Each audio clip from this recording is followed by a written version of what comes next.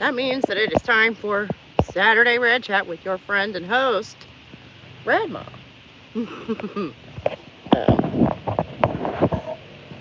So yeah, good morning, Internet.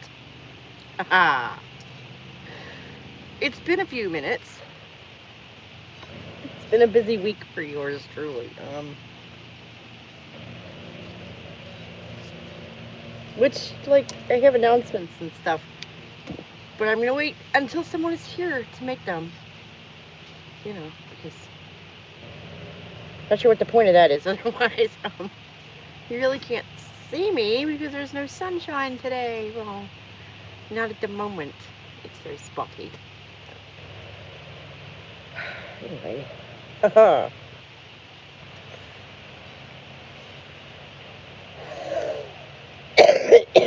No one being here yet. Alright, easy time to be. Anything?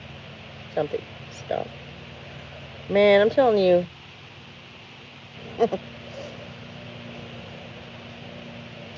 These Saturday mornings are wicked because Friday nights are always kind of intense around here. I need a haircut. I need to get my hair shaped. It's just kind of there.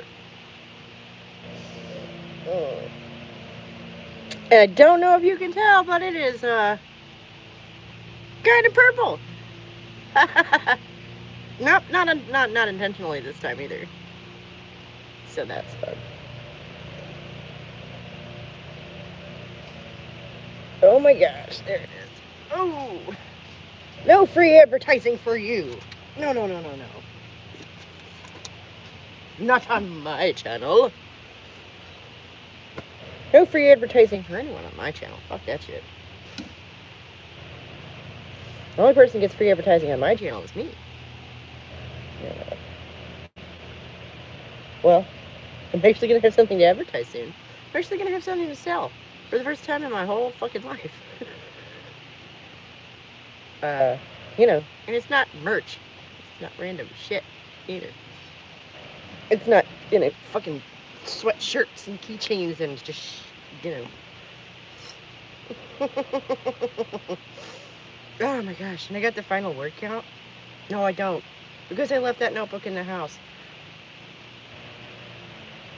Oh my god! We have to go in the house and get the... Shit, come on. Let's go get it. I would just leave you here, but there is no one for me to tell that I will be right back. So, some weird, ironic shit right there. Hello. Yes, sir. What up? Just want to go and get that thing today? Sure. Don't worry, it's facing the other way. I just came in here to get my stupid ass. Wrote down my final word count and then put the notebook away. Because why would I want that? Right? My final word count to share with anyone. 139,142.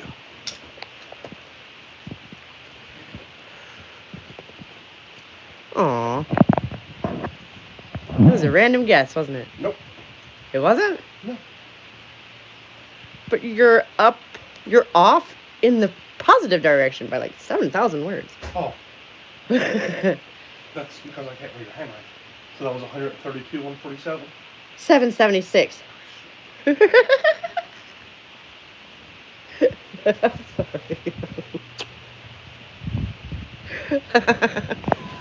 I'm ready to go when you are. Okay. I'm just gonna do this till the phone dies. I guess there's no one here yet.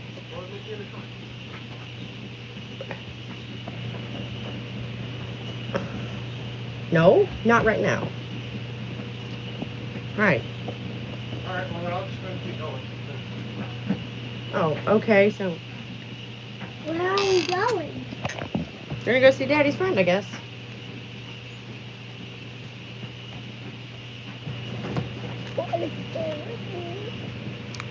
Yeah, and I just got up and just got settled and just want a little while to not run around like a crazy person. That's all.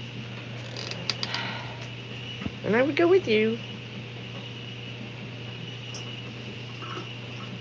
Hey, Cole, I have an important mission for you. What's that? Please give the animals water. All right. Thank you.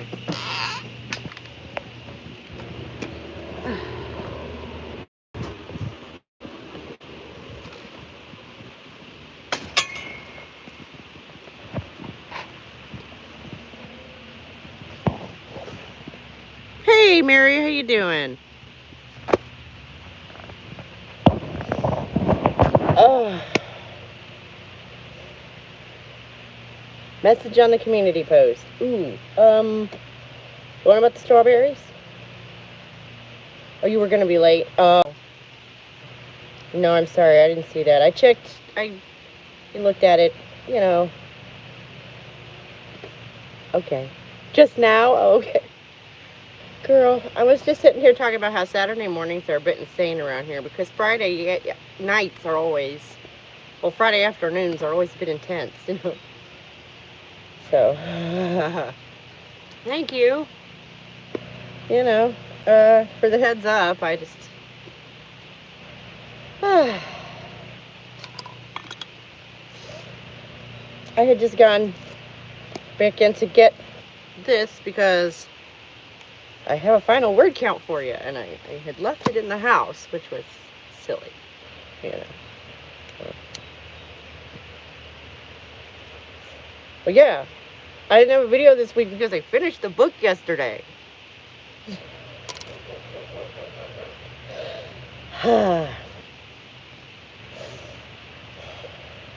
Well, it's done. Anyway, I have a small list of a half a dozen edits that I want to do before, thank you, before anyone actually reads it. You know, just shuffling this and that around to make it make a little more sense, add this and that, you know. Notes I've been keeping, but the ending exists. The ending is finished, I think. The ending's done, and it exists. So I have my beginning, and I have my end, and, you know, stuff in the middle can be a little squishy, but, you know. And all told, all three of them put together, and it's really funny because the first one is 36,000 almost exactly, like I was aiming for it, and the second one is 30,000 almost exactly. You know, I hope you would, because I'm pretty happy with it, and it just sort of slotted right in before everything that was already there, and introduces like most of the characters, and just, you know, and the setting, and much better. Thank you. I appreciate that.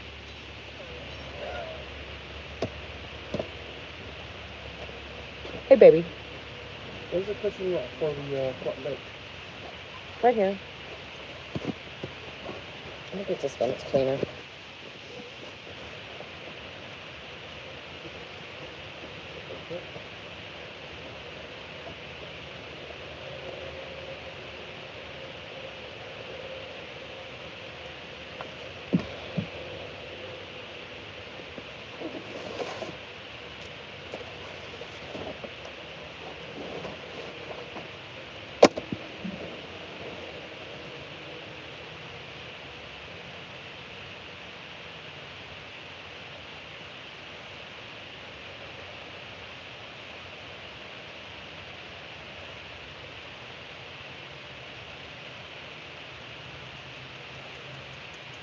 I got a lot of shit I could say right now.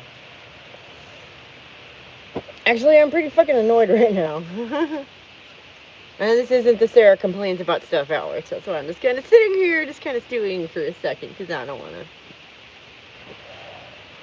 go telling tales out of school, you know.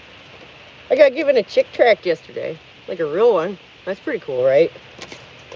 God says, please do not go to hell. Like God says, not even Jesus, you know, the omnipotent one. Wow. Man, I'm disappointed. There's not a story in here. It's just a bunch of Bible verses. That's lame. That's the lamest chick tract I've ever seen. It's not a comic or nothing. Oh, this is the Fellowship Tract League.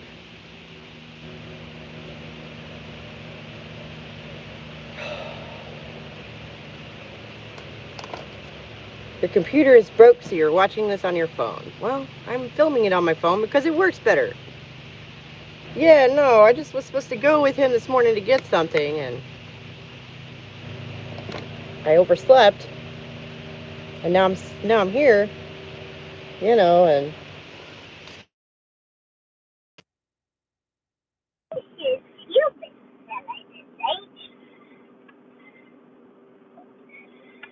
oh, at the end of the dinosaur universe, coming to town.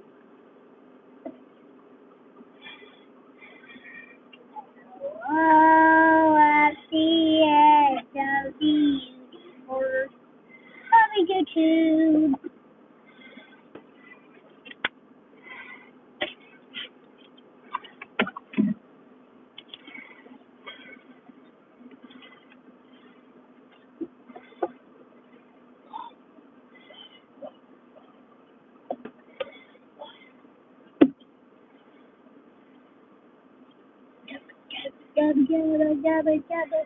Hello at the end of the.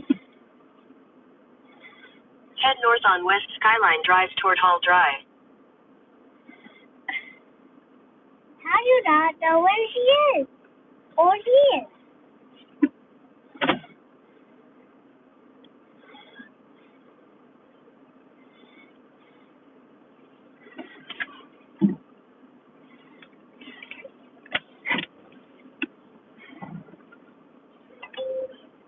You're back online. You are on the fastest route. You should reach your destination by 11:43 a.m. Head north on West Skyline Drive toward Hall.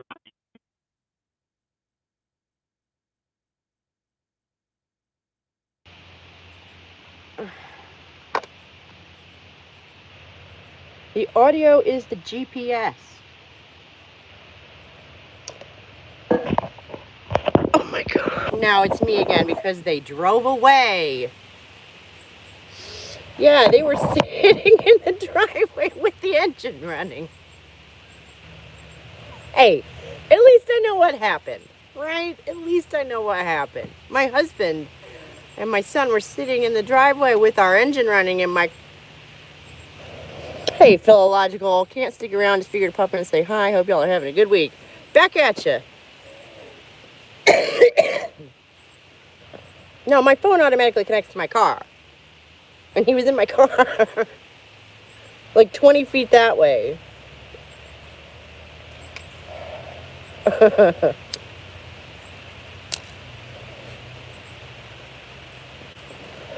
Oh, why can't you stay? Oh my god, you heard him too? What was he saying? That was pretty funny. Whoa. He's probably just talking to the boy.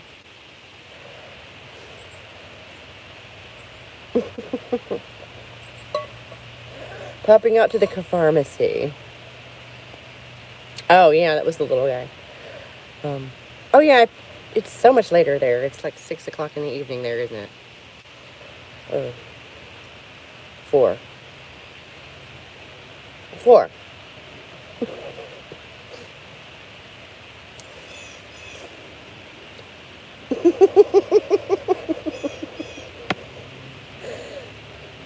Yeah, I don't know Greenwich Mean Time at all.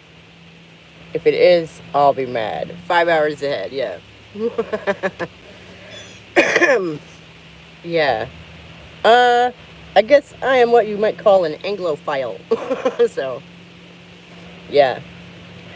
As a kid, I used to think that was fun. What time is it in London right now?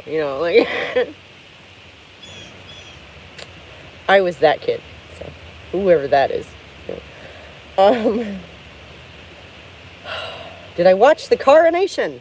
No! Did you? Pomp and circumstance is still pomp and circumstance. I don't care who you are.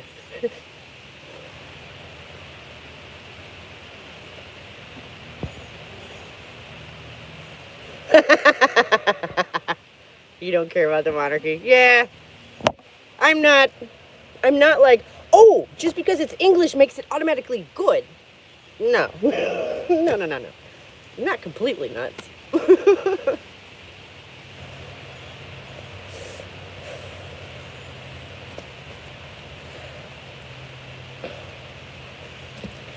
I just, honestly, as a history buff, that is where American history leads pretty quickly.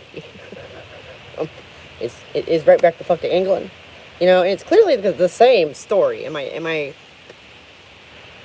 Although Charles studied the same subject as me at university, anthropology. For a fella in his position, that's probably one of the most edifying subjects you could possibly study. So now if someone asks me what I'm going to do with my degree, you're going to be king. I suppose the vocational options just opened up for you, didn't they?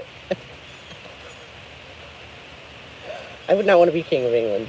I would want to be queen of England. I hear that's a tough gig.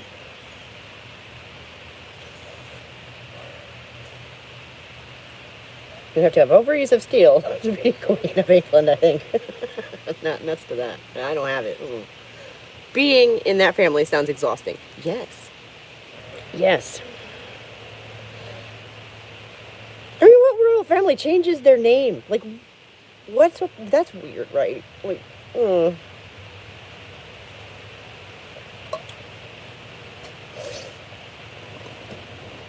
I mean, it was a bit much. It was.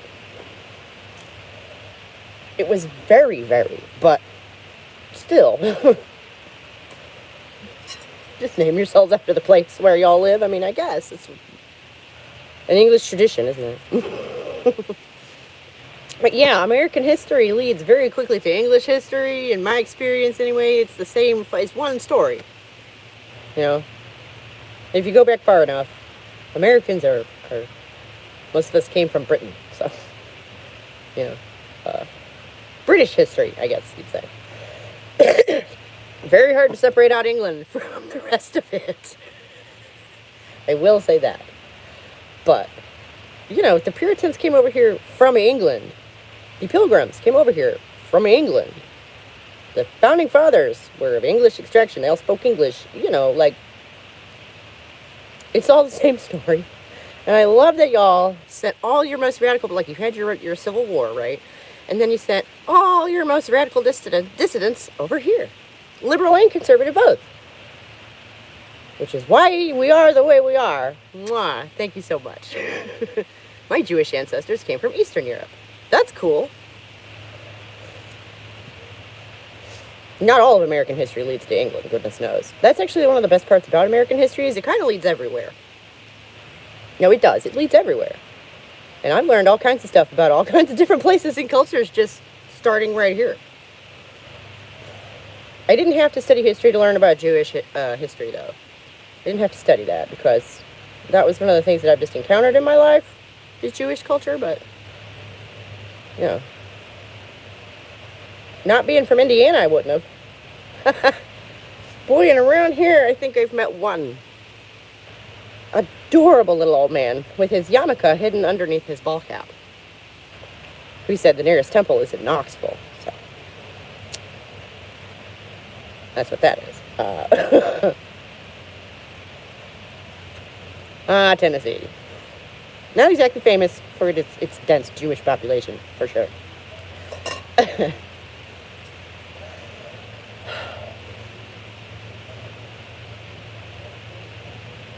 But, yeah, I finished the book.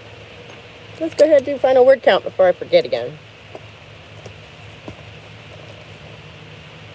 The first and second installment are both going to end up being longer when I'm finally finished.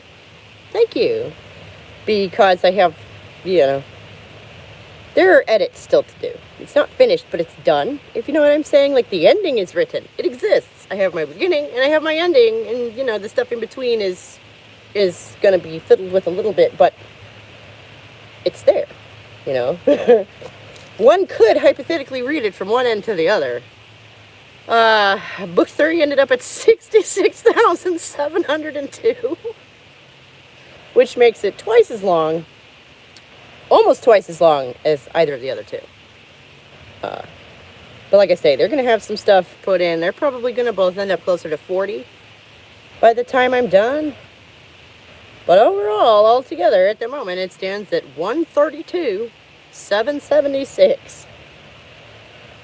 133 almost 1,000 words, y'all.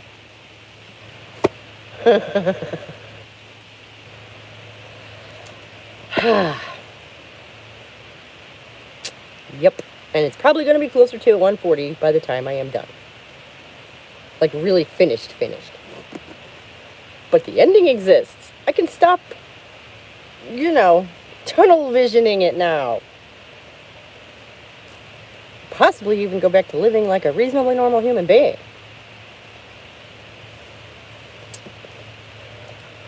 Oh, and the ending is going to...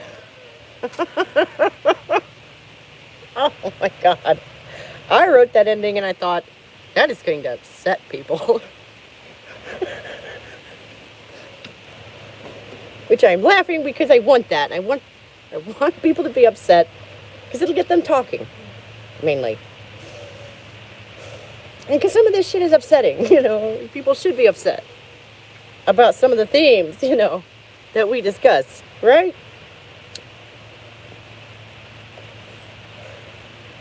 And the idea is, you get people attached to a character, and then you put the character in a situation that is metaphorical representation of something we all deal with. And watch the sparks fly, with the audience, with the reader. That's pretty much what I've done. No, that's exactly what I've done.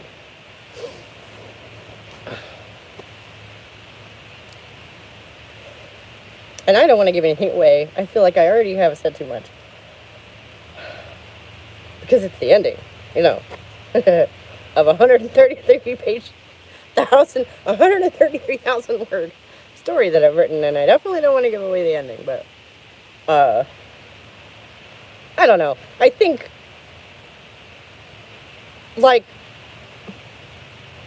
tell you how it ends. Nice try. This is going to be available publicly later. I would love to talk to you about it. I would love to talk to anybody about it.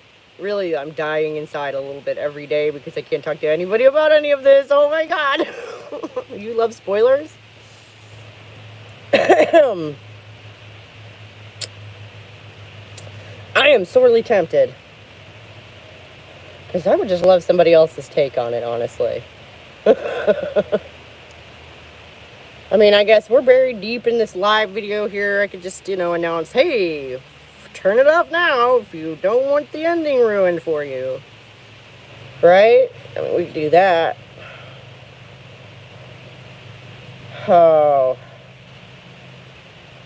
And then I'd have to try and explain it. Oh my God.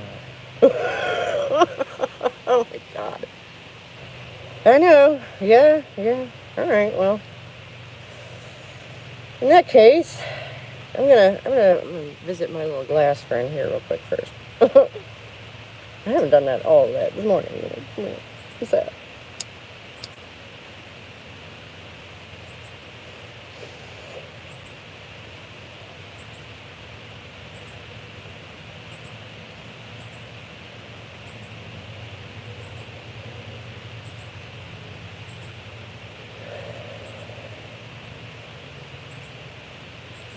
The other trouble, I guess, is, I'm at the ending and you're at the beginning, so, there's a whole bunch of extra stuff. Did you even get to the greenhouse yet? No? Probably not. I don't think anybody's... Shit. The boy in the greenhouse is important.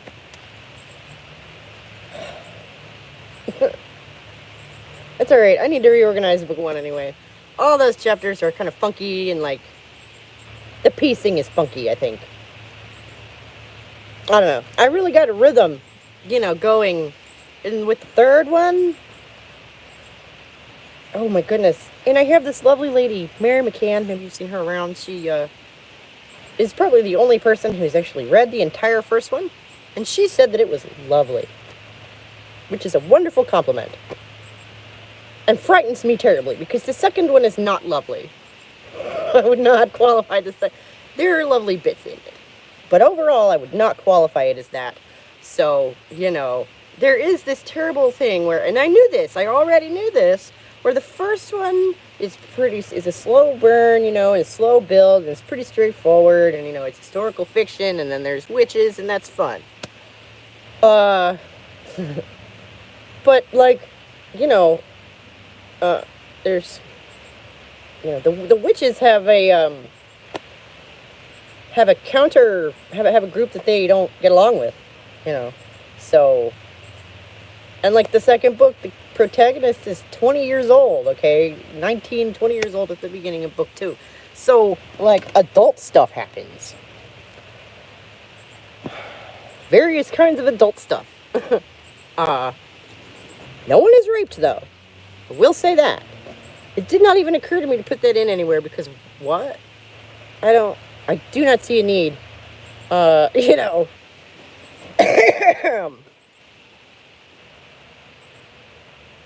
Are these like Harry Potter witches, or like the Craft witches, or something else? Closer to the Craft, but, like earth magic kind of shit.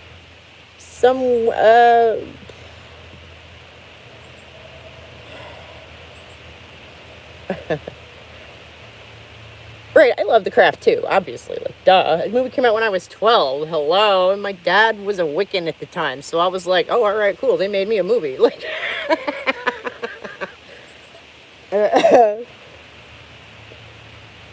and the protagonist's name is what?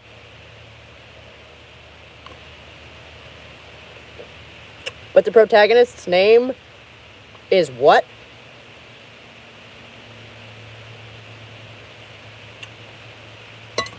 Oh, wait. Robin Tunney's character? Remember?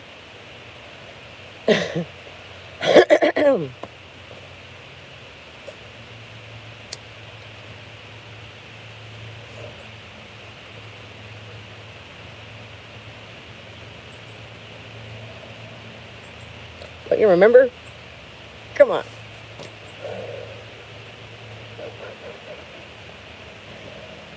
Oh, that one and Labyrinth.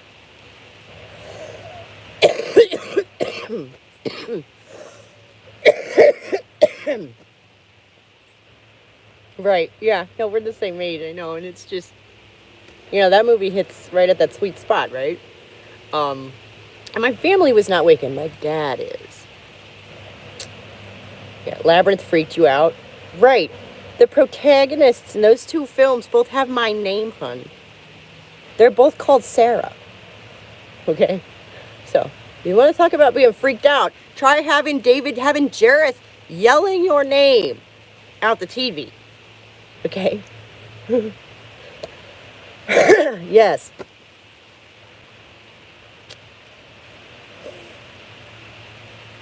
So, those two caught my attention.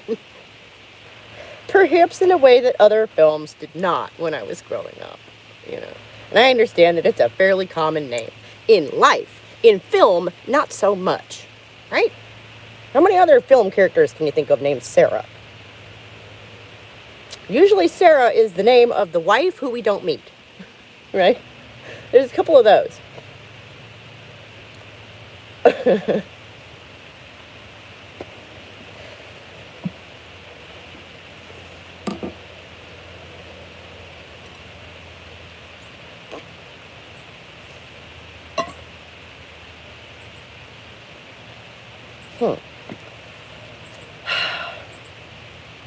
Small rant. I hate when friends start conversations with me and never ask, how are you? Right? God. I'm the person who goes, hey, how are you? And then they answer me, and then I have like 3 follow-up questions and never get to talk about myself. I'm that friend. Oh my God. I read Dale Carnegie's book a long time ago because, like, social awkwardness is an issue of mine. Because I don't think that most people see the world the way that I do. That's the conclusion I've ended up coming to as to why the social awkwardness, because it can be difficult to have a conversation with someone when you are, in fact, standing in 2 separate universes. right? Uh,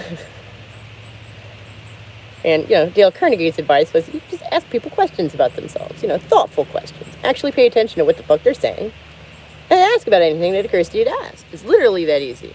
Oh my God, I cannot say no. It's so hard to say no. I don't want to talk to you right now. Yeah, but once you get there, it feels so good. I will say this for being a parent. It forces you to learn to do that a little bit. Because otherwise you will lose your mind. Because children do not appreciate boundaries or what they are or how they work. At all. You have to 100% teach them that. No, I'm not suggesting you become a parent. I'm just saying that aspect of it that is visible from the outside, right, you need to teach, exactly, you have to teach them that. And that part is observable kind of from the outside of like parents. You get to kind of watch the parent teach the child boundaries in real time sometimes, right? And it looks like a pain in the ass because it is. But I will say, speaking for myself, I just don't know how far my boundaries ever would have become otherwise without the necessity, You get me? Okay, cool. Yeah. So, exactly, that's my job. But so it also functions on my end as something that needs to happen from my perspective as well. It's a symbiotic thing there. I guess that's what I'm saying.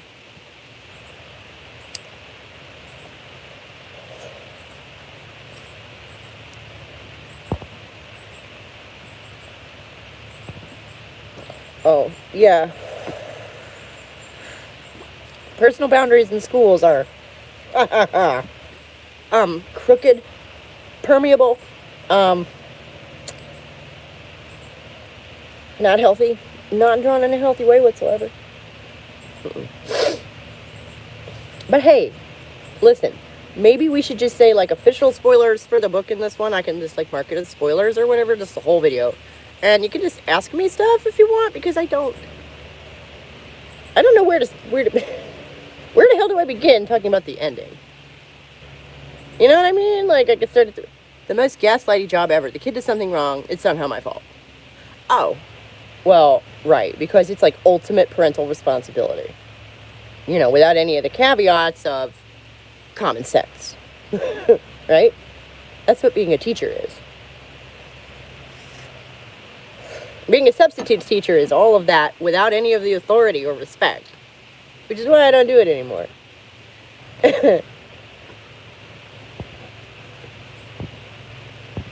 Mary Jane, what did you do that made that boy piss his pants? Did you really? Oh, damn. All I did was drop the S word on them. Not the F word, the S word. The old English for excrement. Yes, they said this to me. I see. So he wet his... Well, this is a small one, right? I mean, you can't make a small child wet their... He would do it on purpose. He was fine. Yeah. That sounds about right. Yeah, mine were a room full of high school students, so if one of them had wet his pants, that would have been very concerning. Special needs even. Oh my goodness, yes. They act out in some strange ways sometimes. They do. Anybody who doesn't know that doesn't know special needs children. What the fuck? Hell, and I am far from an expert, but I know that. And it just makes sense. They're off in a weird corner of experience, right? This kid would take off his glasses, pop out the lenses, and throw them. Yep. Mary Jane, what did you do that made him do that? Oh my God. No, that's not how that works. Is it? No, that's not how that works at all. No. What?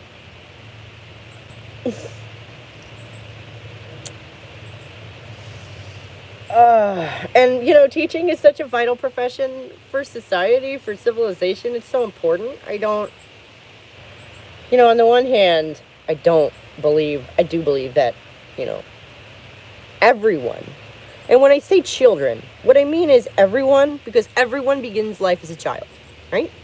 Everyone benefits from having early years, at home with your mother, and like the personalized focus that one ideally receives in that kind of situation until you're maybe 4, 5, 6 years old.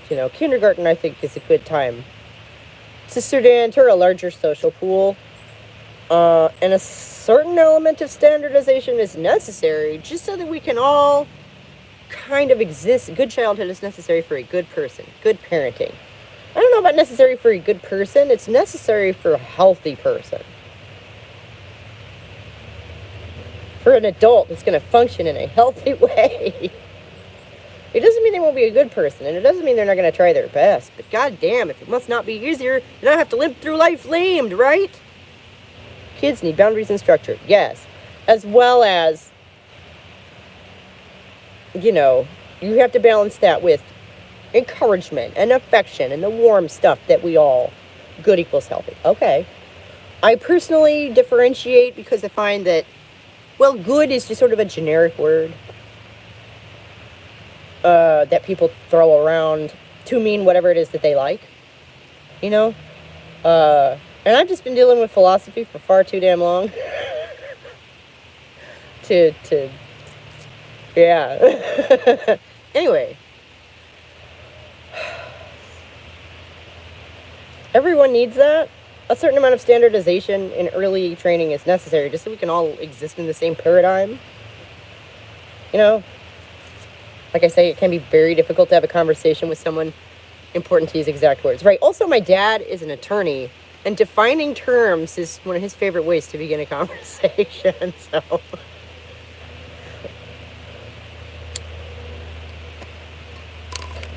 and it's like not unhelpful, right? We try to take the stuff that works, leave the shit that doesn't, right?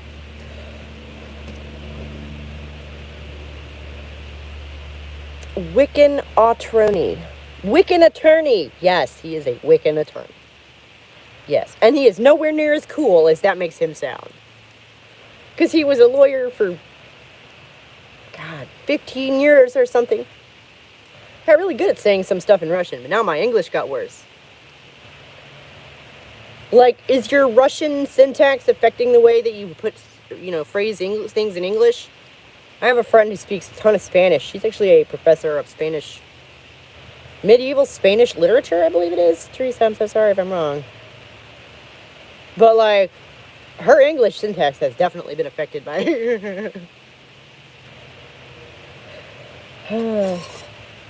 by that.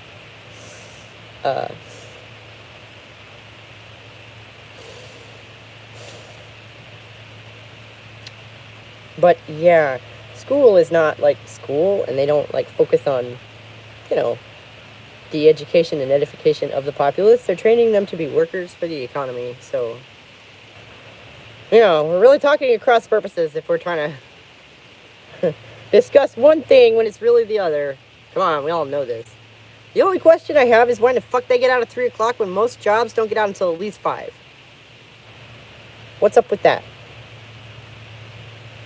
Like, nah, it's made me not able to remember the spelling of certain words. Huh.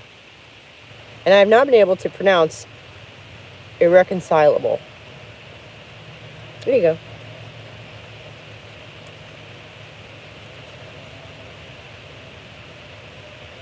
I mean, that's one of those words that I think has a suffix shoved on the end of it. That I really shouldn't be long, should it?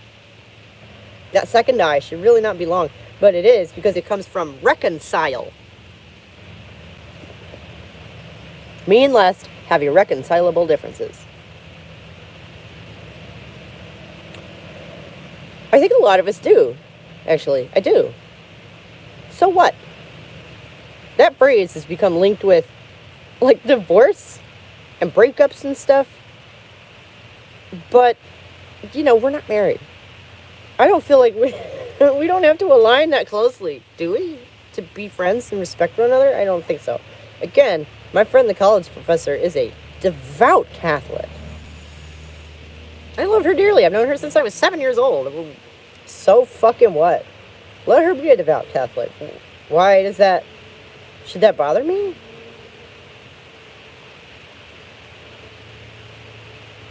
On the topic of will reducing or meat consumption have a positive impact on the environment, I wasn't, but okay.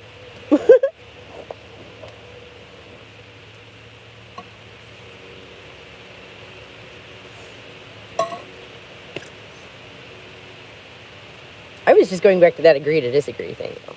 That's all. Because I think that's important. I suppose someone could disagree with me on that. And I'm not sure that I could agree to disagree with them about it, because it's rather the foundation of everything else. As you know, I have a strict diet for my mental health. Which I'll be damned if that isn't just the simplest answer to that kind of thing, isn't it? It's like your brain is in your body or something. Weird.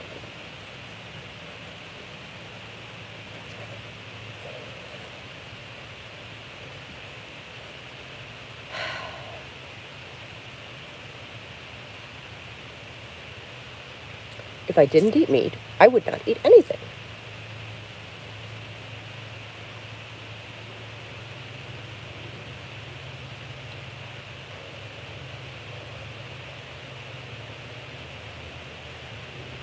Oh my god, that reminds me. I misplaced an entire bacon sandwich yesterday. I think I left it on the front seat of the car. I guess he discovered it when they left. I shouldn't. Should I starve? I should starve for the environment? Yeah. Well, and like, I went to this nutritional class on Thursday, okay? And this I can vent about a little because it's not personal. Really. It touches on some personal topics, but it's not really personal. We went to this nutrition class, right? She said my opinion was wrong. Who said that? Please, who said that? Yeah, we, and this doctor, who is, this big around, of course, because he is vegan. Actually, this is a diabetic. This office, though, specializes in dealing with diabetics. So he was talking about blood glucose and all that kind of stuff. Les said your opinion was wrong. Right, well, and that's her opinion. Vegan isn't eating... Yeah. You remember a few years ago, 10, 15 years ago maybe now, there was like a proliferation of different kinds of anorexia. Like orthorexia and exorexia and blah, blah, blah.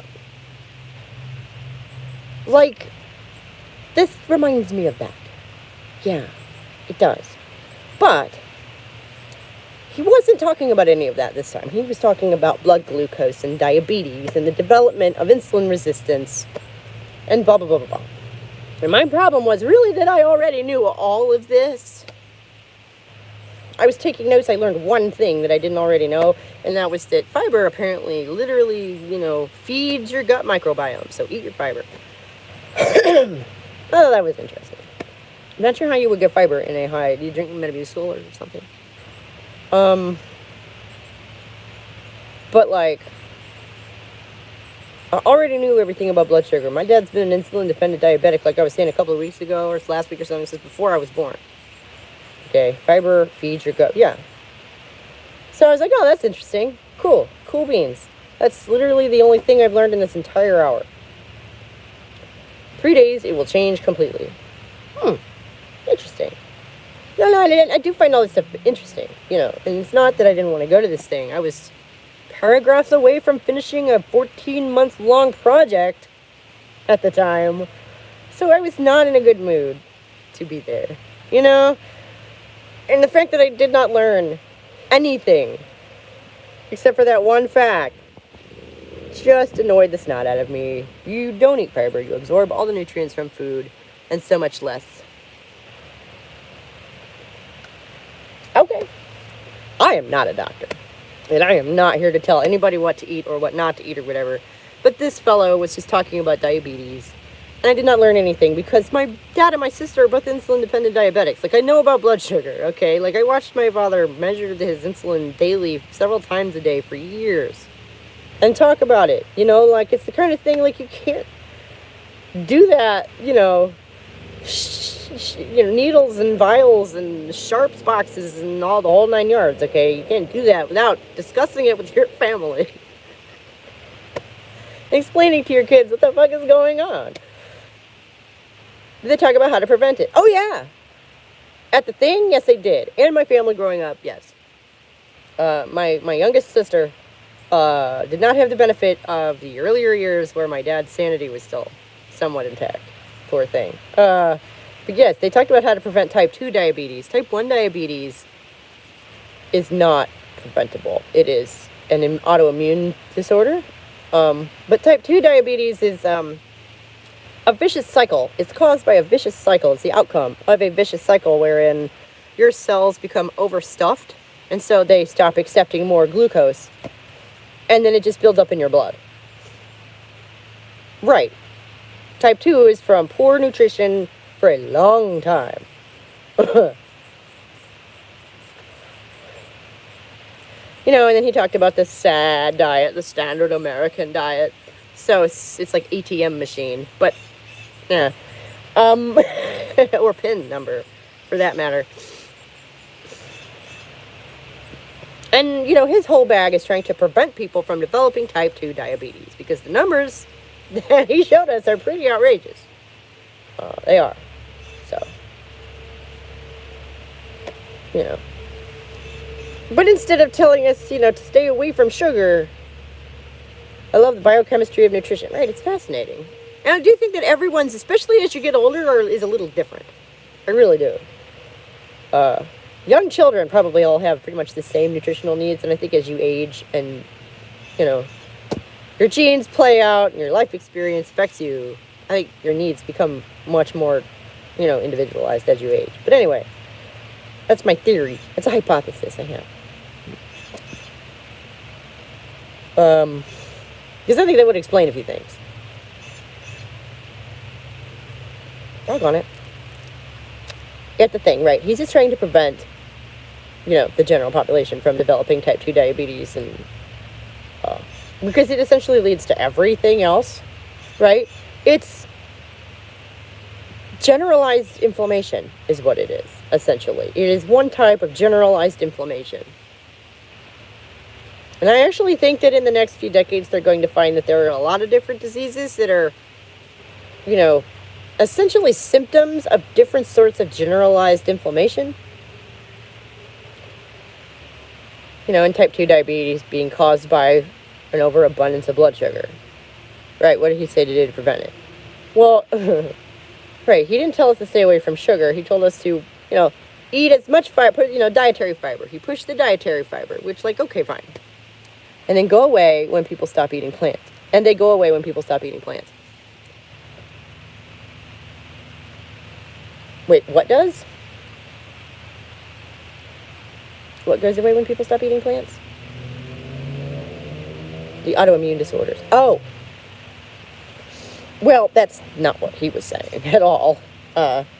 He was pushing the dietary fiber, which, of course, you know, pretty much comes from plants. And,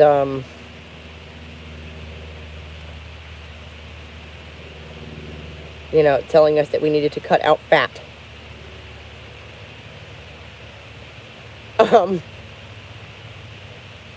And I just like, right, he's pushing the plant-based diet, yeah. And, you know, if you're trying, which feeds pesticide companies, oh, nice. Well, it certainly doesn't come from your garden, does it?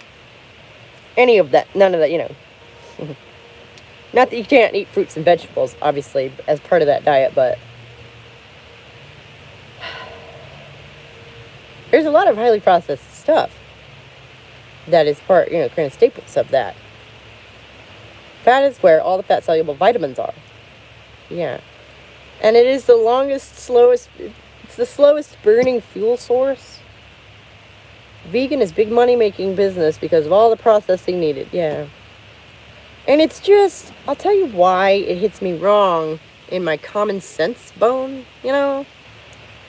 You got your funny bone, maybe the other one is your common sense bone, I don't know. Like, where are the vegans throughout history? Okay, and like, I don't even remember what I was listening to the other day. Vegan is diet for profit, not for health. Yeah. Well, and if you need to drop a lot of weight, which a lot of people do, and a lot of people will see big health benefits from dropping a lot of weight. So there you go. I think that's what it is. I think that's why it's a thing at all. Because, yeah, if you're 100 pounds overweight and you drop 100 pounds, you know, you actually manage to lose that weight, you can also drop a lot of weight by water fasting. You can't drop 100 pounds by water fasting, honey, no. I don't think so. Not without killing yourself, right?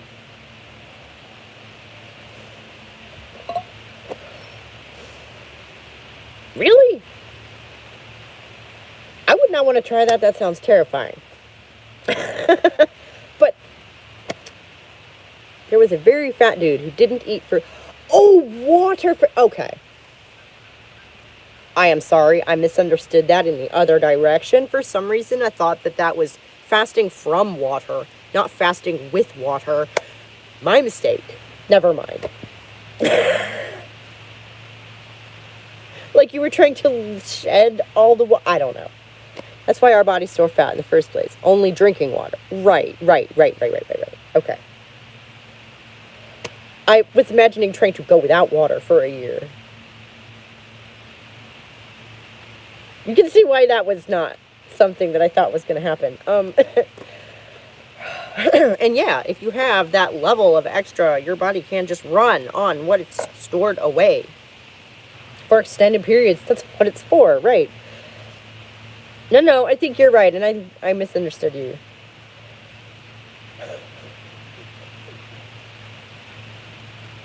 I'm sorry.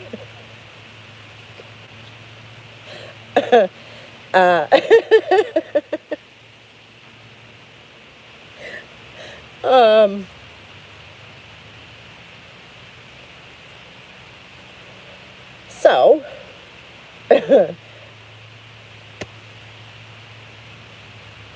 I think something a little different will work best for everyone, really, especially as we get older. I really do.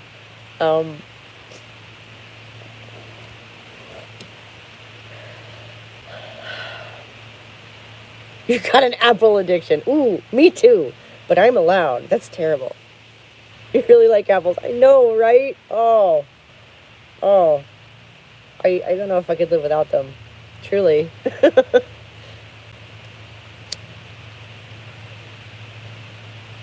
I got the skin stuck in my teeth. Yeah. Well, you know, every rose has its thorn, right? Oh. And now you're addicted to flossing. Oh no! It's like being addicted to taking walks like I am. Oh no! How dreadful. And my gums don't bleed anymore. Right?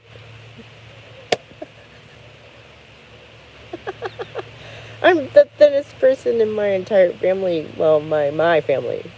Not this nuclear family here, but like my family. The thinnest person in that family by 30 fucking pounds easy because I cannot sit still. Love flossing. Yeah, I don't love flossing. I admit that I should do it more often. But I do it. I am a fan. Have to set a time limit so I don't do it for an hour. And your gums don't bleed. Well, that's... On the bright side, I bet your breath is amazing. No sugar, plenty of flossing. Your breath must be amazing. Here's to that.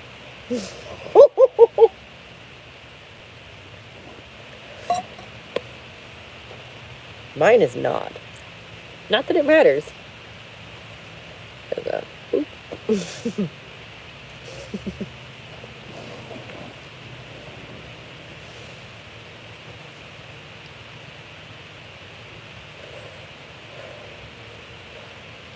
You know, and that actually is another thing that Dale Carnegie said.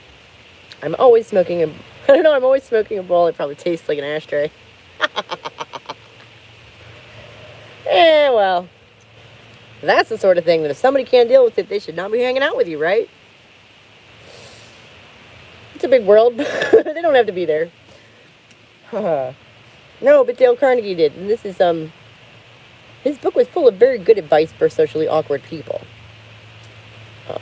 One of them was to ask intelligent questions. You know, actually do pay attention to what the other person is saying and ask them questions about it. That way you don't have to worry about what the fuck you're going to say. Because you're not going to say shit. They are. And they'll love every second of it. Okay?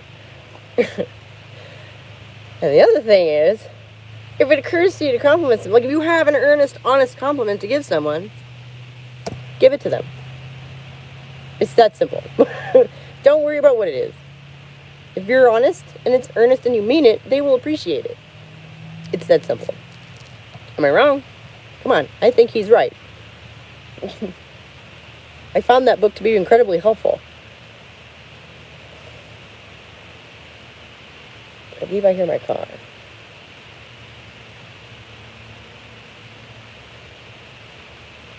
I might be mistaken. Woo! I like to give 3 honest compliments in a row. Boy, that's tough. Nope, that's a truck. That's the mail truck. I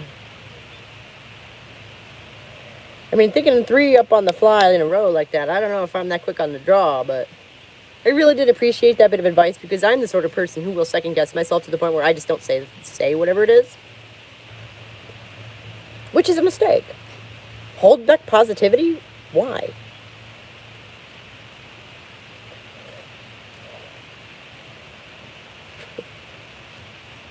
Aw, thanks.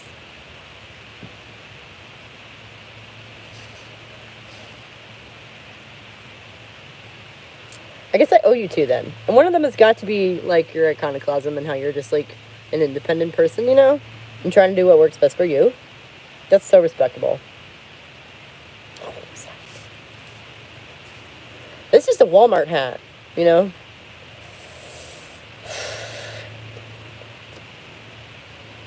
And my attitude is just that, you know, you laugh or you cry. You either give up or you don't.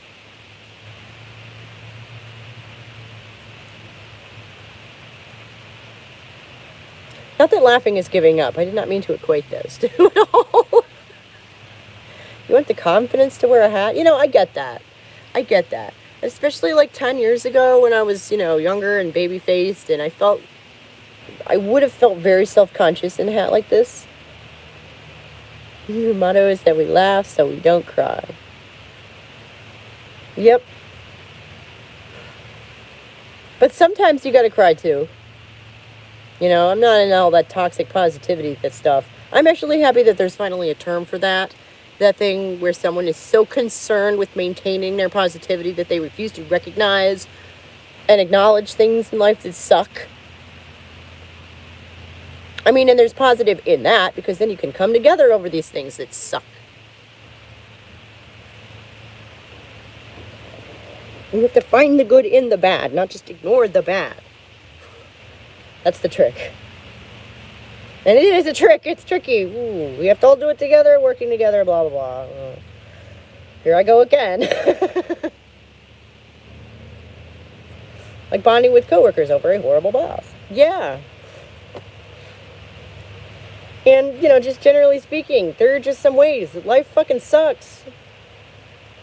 That whole material reality water hole thing. There's always a silver lining. Yeah. But, you know, I don't think people know what that means, I guess. I don't know. I heard... Who is in chat? Hey, Ella, what's up? You can't see anyone? All I see is Mary. I don't think you guys get along, do you? People are being pretty quiet today. But, like, I heard I saw the worst misunderstanding of an idiom I've seen in a long time a couple of days ago. You like Ella now. Okay, cool. I like it when people get along. What up? Mesh. Love it. No, but so this fellow was talking about, you know, the straw that broke the camel's back, right? It was the idiom. Oh, that's good. I'm so glad everybody is is getting along now. Oh, listen to your live stream about Yogurtgate. Now there's some drama, huh? But really quick, as far as the straw that broke the camel's back, this fellow was talking about how it isn't really, a straw could never really break a camel's back, right? So what is this a metaphor of? And I'm like, motherfucker, it is not no, it is the final straw that broke the camel's back, okay? Because there's already a shit ton of it piled on there, and that's the whole point. YouTube still won't let me see her, though? Oh, apparently. Mary, I guess Ella still can't see you, girl. I don't know if I can do anything about that on here, because I didn't do anything about it in the first place. But yeah. This was, an intelligent person, too. Yeah, I guess Ella can't see you.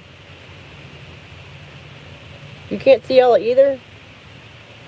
Oh, it's on Ella's end, she says. Okay. I am happy to be a mediator at the moment, to the messenger go-between real quick for a minute if I need to.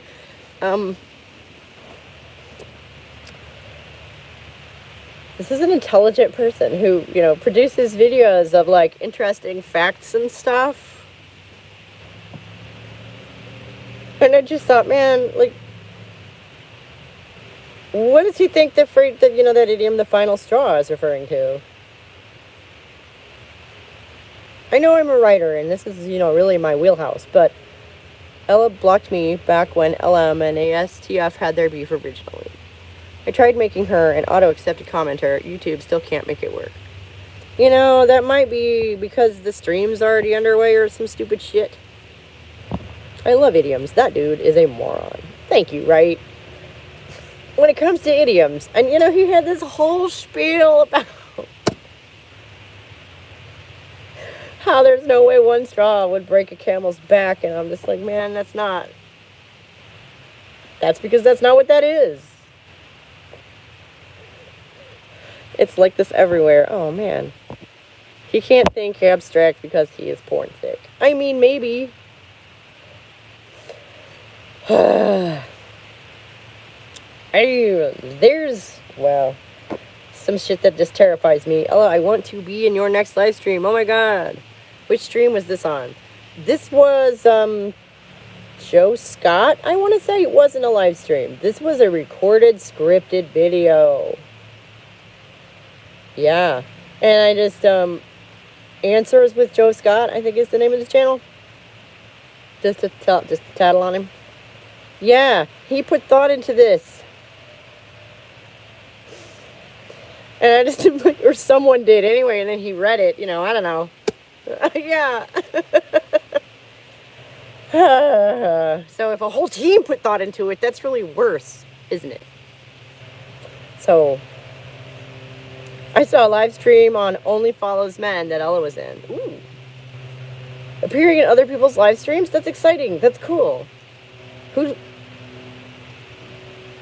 Mary, I'm still trying to figure out, obviously, are you on Discord?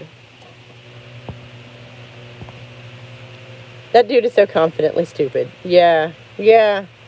Well, and I have learned the odd interesting thing here and there from that channel. I don't watch him a whole lot. I don't remember why it must have been a particular topic that interested me.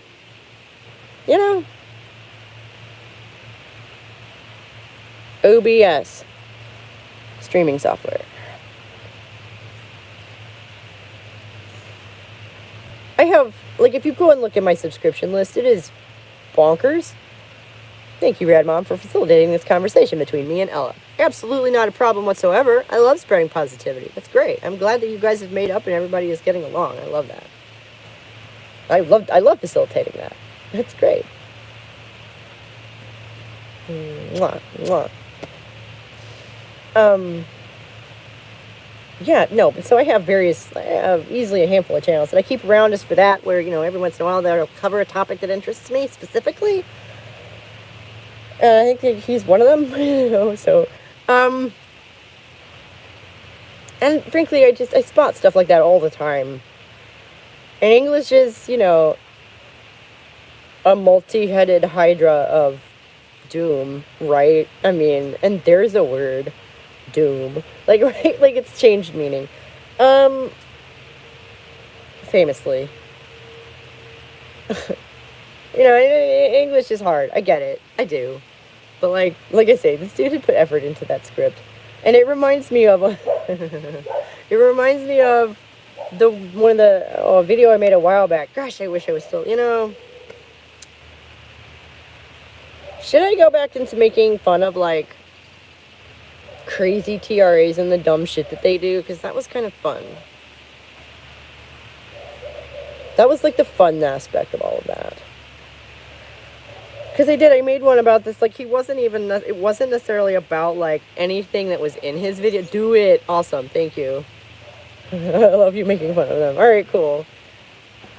So I wasn't the only one who had fun with that part of it. Awesome. Because it's just, some of them are so eminently mockable. That fellow Thought Slime, I think it was. No, it was somebody I'd never heard of before or since, honestly. The, leftist cooks. Or something. Let's do a make fun of Troon stream together. Oh. That would be really fun. You're gonna have to name the time though, because I'm swamped. I'm gonna have to, you know, just do it when you're available and just have to push, you know. Oh, but I finished the book. Ella, I finished the book yesterday. Yeah.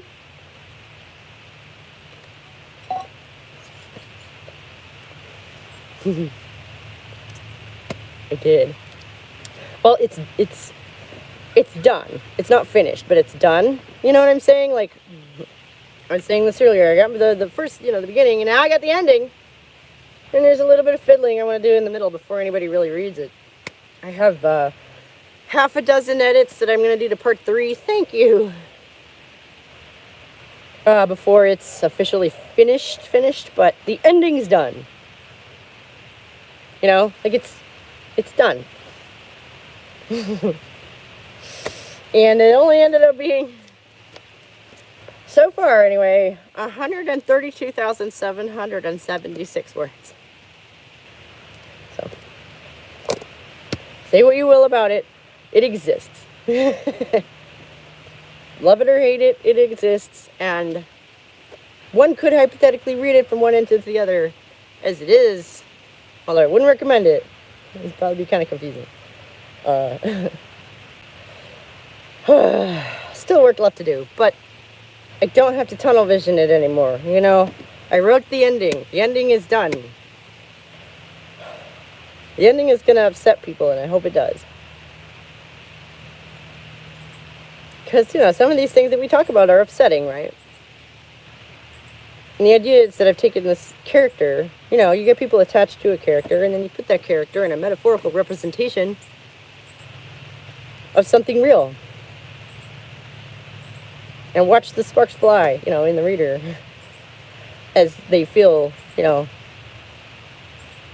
you love realistic endings. Well, yes and no. I mean, what do you mean by that? Again, there's a bit of a fantasy element to the story, so I don't want to give too much away. I know I told you, Mary, that I would tell you the ending, but realistic versus happy. Well, it's not happy. But, you know, you probably gathered that from my saying, I hope it upsets people, right? Happy endings generally do not upset people.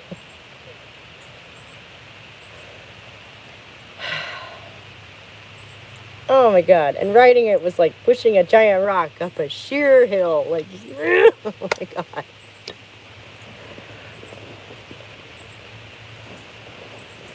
And I wasn't expecting it to be quite as difficult as it was because I knew what was going to happen all along. But, and actually someone pointed out to me that I had foreshadowed the ending right at the beginning, without even meaning to. And they did not realize that that's what they were pointing out to me either. they just said, wow, I really liked this metaphor. And I went,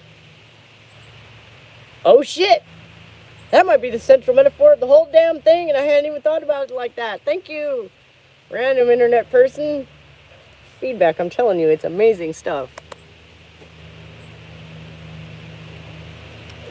So it's one of those things that I hope it feels not right, but like it makes sense with everything else, you know?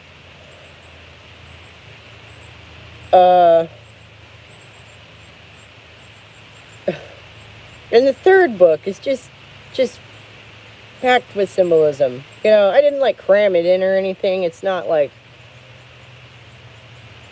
I mean, it's the kind of thing where I hope that it will repay with rereads.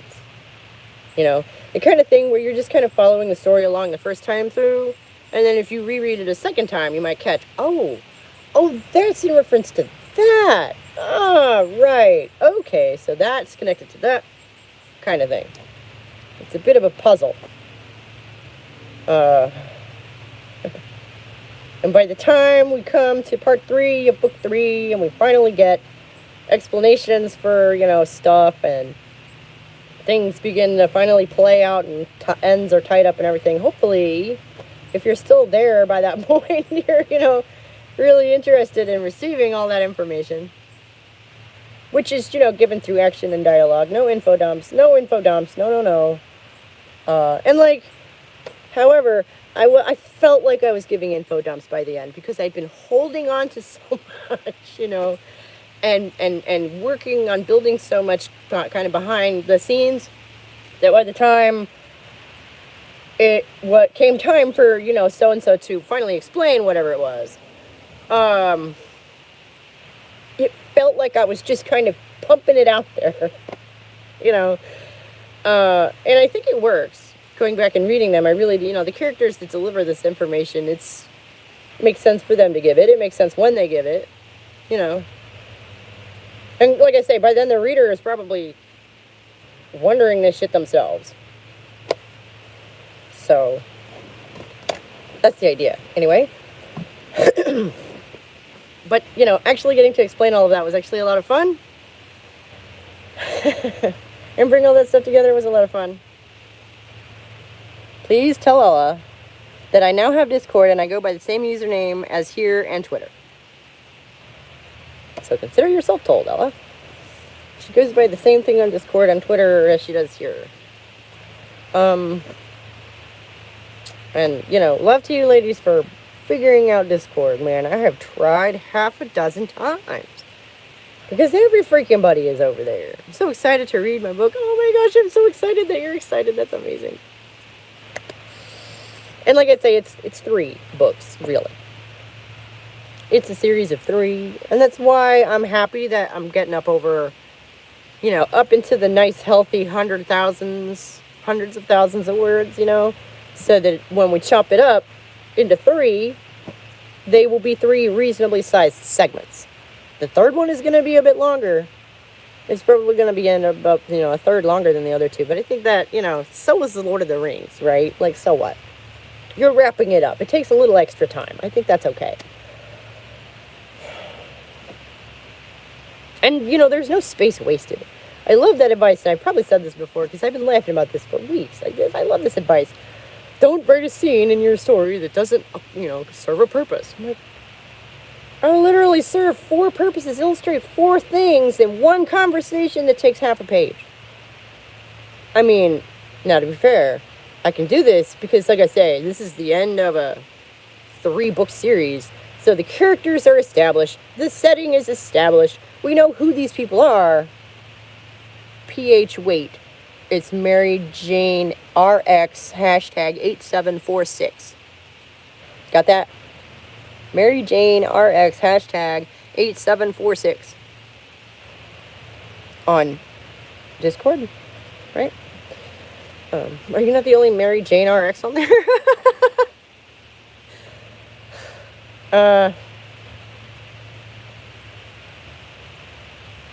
Where was I? Doggone it. I have to, like, maybe blame Mary Jane for this one and not you. Not you.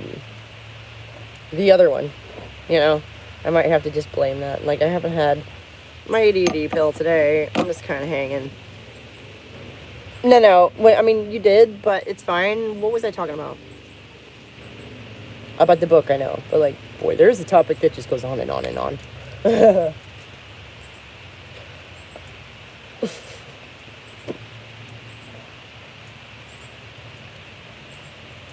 It's noon.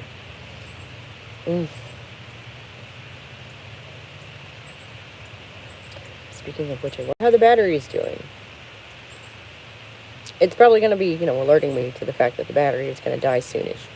Because it usually gives me about 2 hours.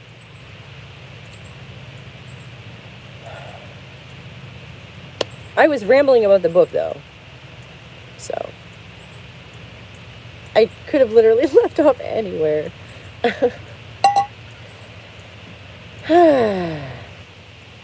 Foreshadowing, symbolism. Your tag, not how many. Yeah, I was thinking it might just sort of assign random numbers. Talking about how the book has foreshadowing. Right. Setting up accomplishing things with scenes. There's specifics on what I'm thinking of, where it was one conversation between 3 characters that took up half a page. And I accomplished 4 things with this, at least. Purposefully, consciously, 4 things that I used this exchange to illustrate. Okay? In half a page of dialogue. And I can do this at the end of book 3 because I have established the setting, I have established the characters, we know who these people are and why they're there. I don't have to do any of that crap. So I can just kind of pepper in a few, descriptors to remind us who we're dealing with and where we are, and then just go right to it. Just jump straight into the dialogue. Oh yeah, it's a good reread. I do. I think there's going to be things where, because you don't want to smack someone over the head with symbolism, then it's not symbolism, is it? That's just a message. So there's all these themes worked into, the action and the dialogue and whatever that, you can just kind of follow along and, surface level and just follow the story the first time. And then on a second read, there are things that might jump out at you more.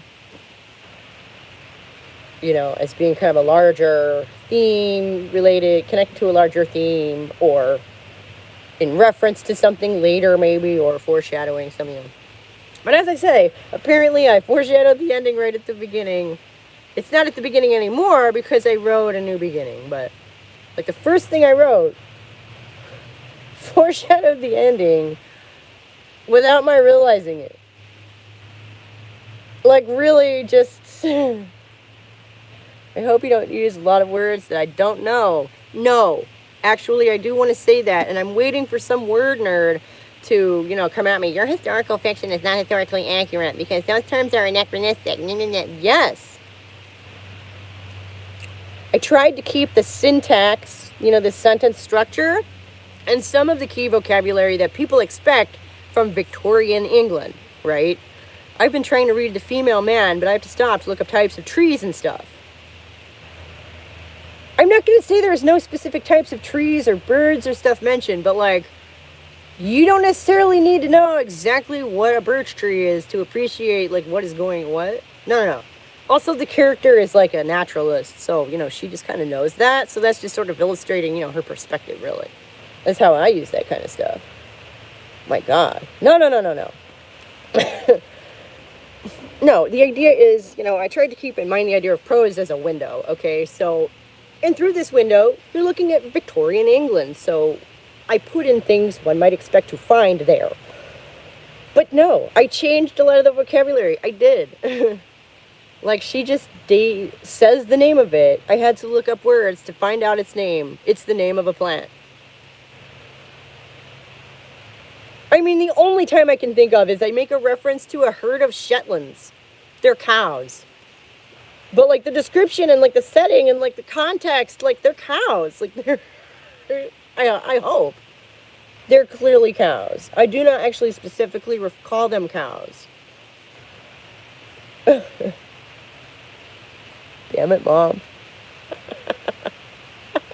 That's once. And it's very, very, very, very, very towards the end, okay? Like, and it's not really important. It's kind of a throwaway thing. But anyway, now when you get there, you'll know the herd of Shetlands, those are cows. But don't worry, like, the context, I feel like really, like, that's what we've been talking about by that point for an entire section of the book is fucking cattle, okay? So, like, if you don't get that, I don't know what to tell you. Context, really. I think I tried very hard to make that clear. I really did. Because I don't want to beat people over the head with stuff. You know, so you have to paint the larger picture carefully so you don't have to do that. But, like, no, and the character is a naturalist, like I say, so, like, she might recognize a type of bird or a type of flower or whatever. And then I give a brief description of same, just as part of describing whatever it is going on, because, again, I understand that the reader is not a naturalist, maybe. You know, I kept this in mind all along, because the whole fucking point of this is to communicate a story with the reader. That's the whole point. And to set a scene and establish, you know, the atmosphere. And having to put the book down and go and get a dictionary really, really interferes with that, I feel. So no, I have actually gone to some, and like turns of phrase, you know, like there are some Victorian turns of phrase that have been replaced by modern turns of phrase based in like modern technology that quite frankly to a modern ear sound weird and antiquated and nonsensical. I did not use them. I am not here to educate the populace about Victorian fucking slang. That's not what this is about at all.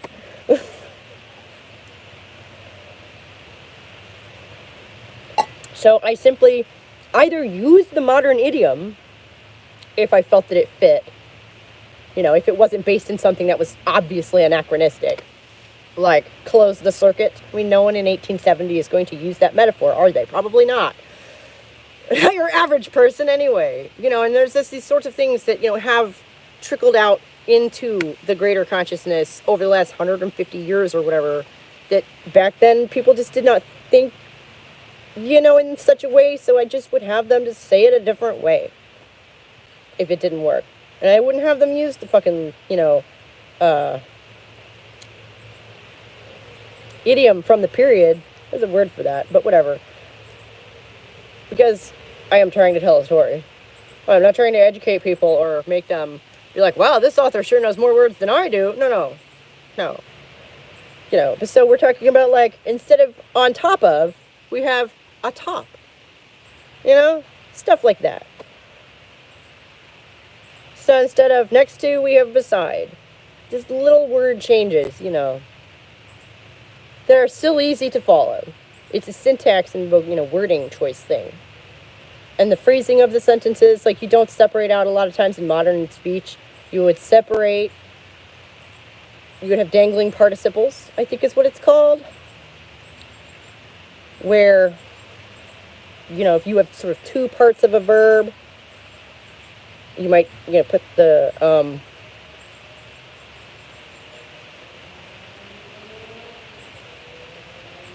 like, I pushed open the window instead of I pushed the window open.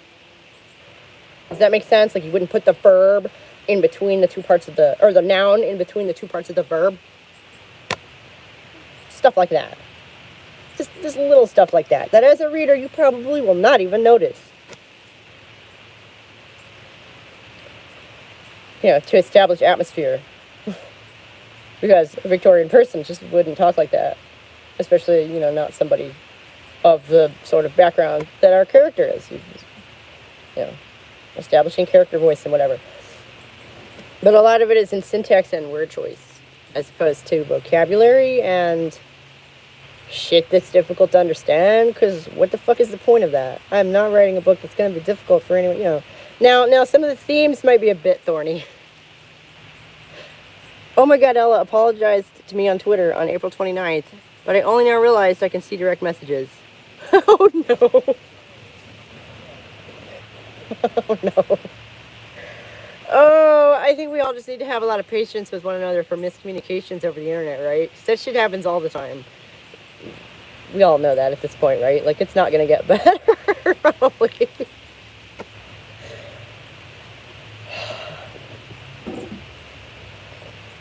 Excuse me. But I could reiterate that point 100 different ways. And I figure there's bound to be some word nerd eventually come to talk to me, ask me why, It's essentially a mistake I've made on purpose as far as the language. Which part is exciting? You guys talking again? That's what I'm excited about. I mean, I'm obviously excited about my book too. But not everything is about me. Heck, the book is not even about me. You want to talk about something that's not a self-insert fantasy fulfillment character? Oh my God.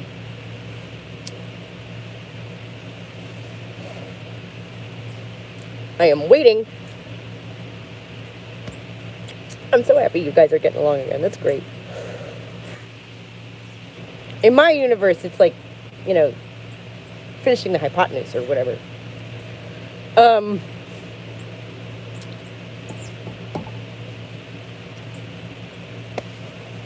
Yeah, now I'm waiting for someone to accuse me of that as well.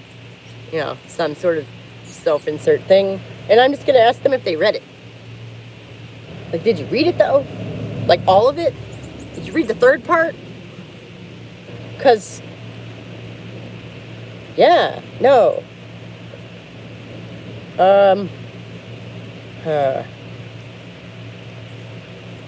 Because, as I say, I have kind of designed the ending to be upsetting. Like, this is not wish fulfillment on my part.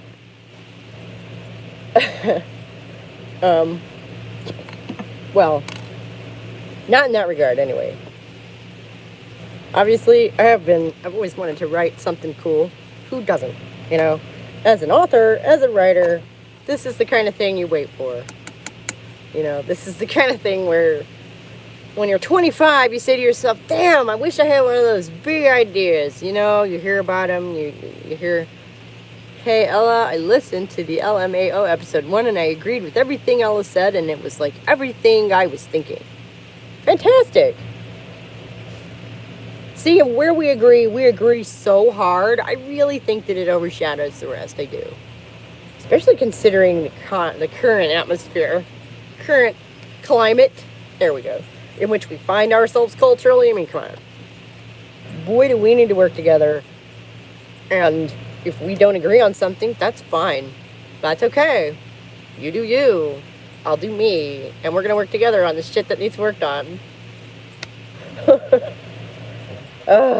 And I swear, like, I understand that having wandered off into novel land, having been like a political comment YouTuber, is a bit left field. I do. I get that. And people do not come to YouTube to read. I get that. And it's okay to admit you have chosen the wrong side of an issue and to change your mind. Yeah. Oh, yeah. Absolutely. We have to make that a thing. Yes. And you know what? I think that stems very easily from the agreeing to disagree, right? Because then those topics where we don't agree are not fraught with, anxiety and shame. And, like, it's not a shameful thing then to come forward and say, well, you know what? I might have been wrong about that, because you didn't have to dig your heels in the first place and defend it so much, right? Because we're not going to work on that because we can't. Like, really, that's the issue. You can't work on those things anyway. If you're, just at odds and you're just not going to be able to agree. You can't work on those things.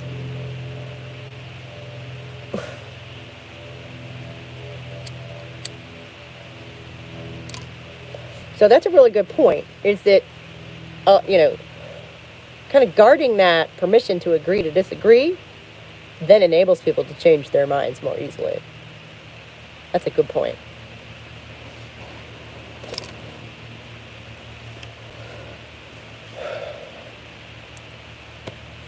And it reminds me of how people, it's very easy to get vitriolic about one side or the other, depending on what side you're on.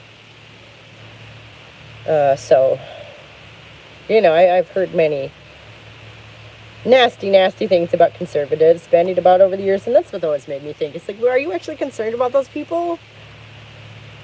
Why are you talking about them like that? You know, it's a good thing they can't hear you, dipshit.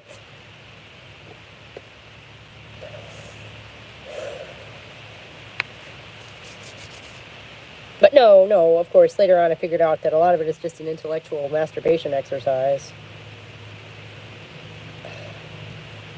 Which I have no interest in. And they don't need me for anyway, right? So.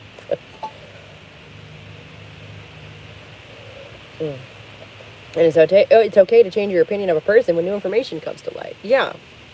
I think that changing your opinion on anything when information that might change your opinion presents itself is just, I mean, the only authentic thing to do. Otherwise, you're just acting in bad faith. Which I think is a reference to Sartre. Where, you know, his bad faith. Where it's so fascinating to me because I'm starting to think every generation has a different way of saying being a poser. Basically. That every generation has this problem where there are these social conventions you can slip into that make life easier in a way,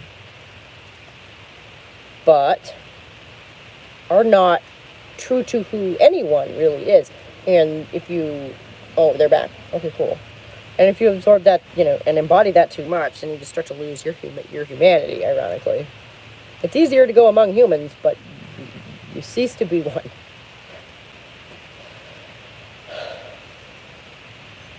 Over the long term, you know, not overnight. Because being a human being is hard. It takes effort. You have to, like, wake up every day and think about what you do.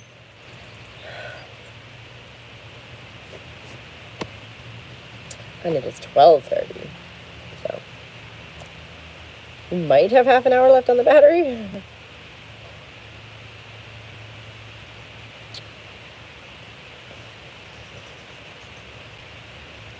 Yeah. So I guess for Friday, I'm going to try and find somebody to make fun of. That sounds fun. Being a human being isn't. Being a mother is hard. Being a human being isn't. Well, okay. Being a thoughtful human being, you know, not just going through the motions of life, that's difficult.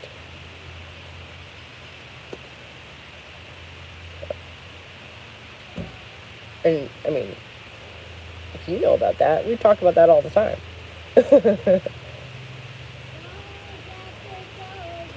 Hey, guys. Hey. How you doing?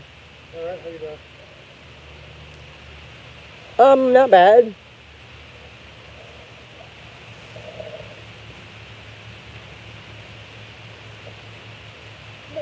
Yes, darling. Close your eyes because we got a present. Oh.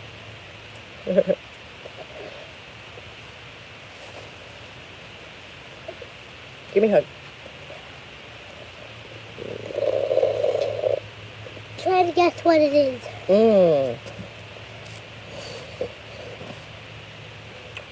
I just don't know. What? I just don't know. Let's guess. Wow. Close your eyes.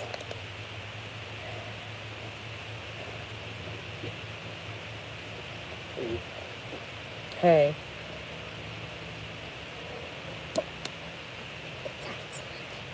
Ooh, a tea. Let me up.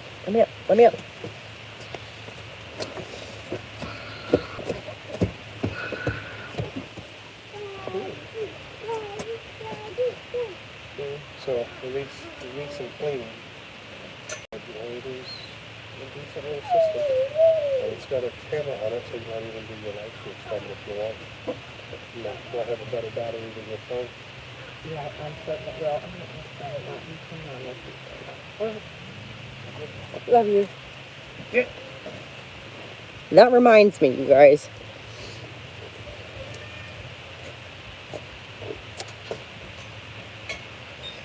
For this. So, I want to have him on next week.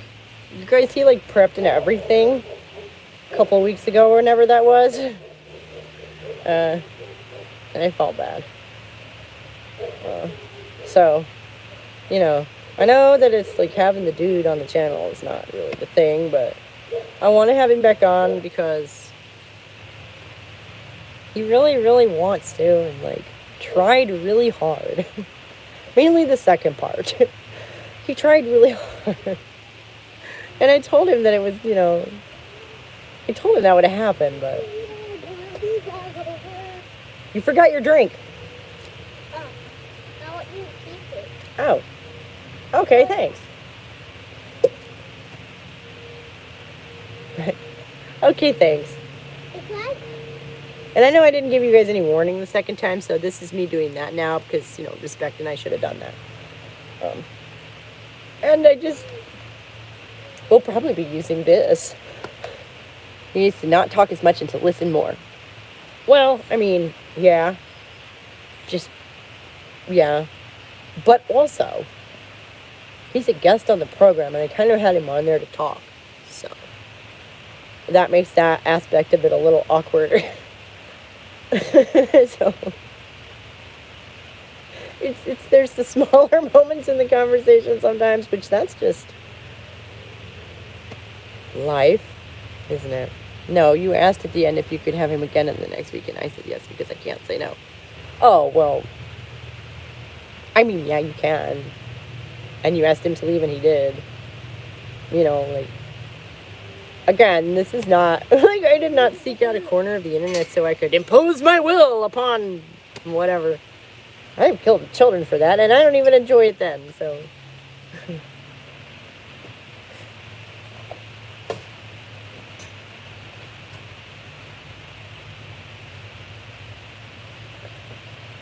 What is it, Boo Boo Bear?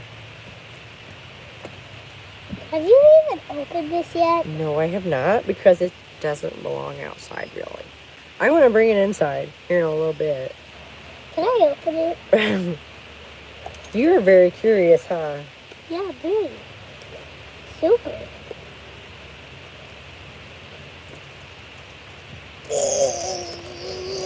I'm trying to learn to say no. It's hard. No, yeah, it is.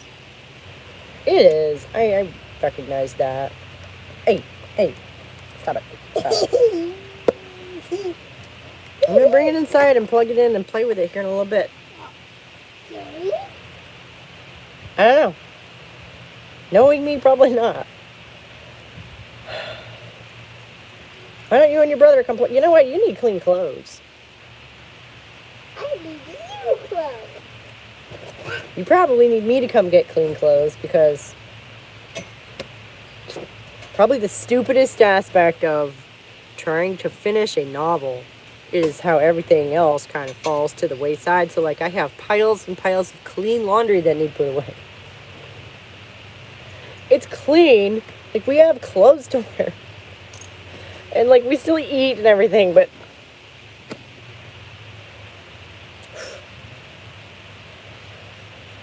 Man, it's just... it's unreal. It's been wild. And I do not want to do it again anytime really soon. Nope. Which is a good thing because, you know, I'm going to have to finish tidying this one up. The kids are old enough to learn how to fold. Yeah, a lot of it's mine. The other one is, I mean, he's 5, and his drawers are up where he cannot reach them for a reason. Okay? The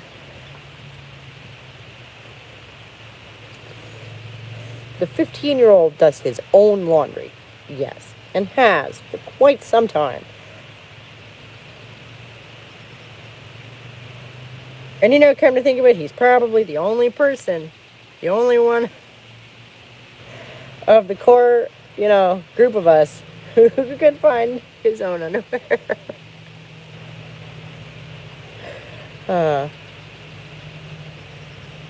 Because Hubs and I share a hamper and he wears 3 things. You know, so I might as well just do his with mine.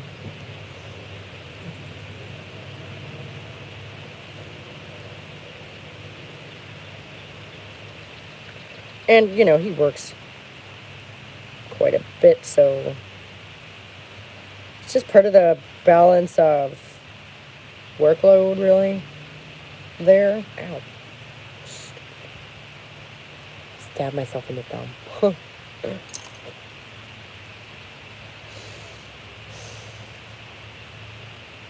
So, yeah, I guess this week I'm going to be looking for a video of somebody to make fun of. That actually sounds good. Because the music stuff's been fun, but it's you know, it's not lighting my world on fire, which was the point, though. That was the point, because my world was already burning. Oh my god. I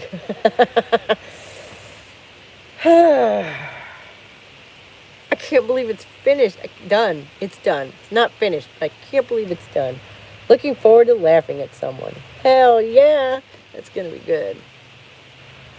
It's gonna be good. The only downside to that is it means I gotta go find somebody doing something stupid. But, because, yeah, I have literally half a dozen small edits I want to do to part 3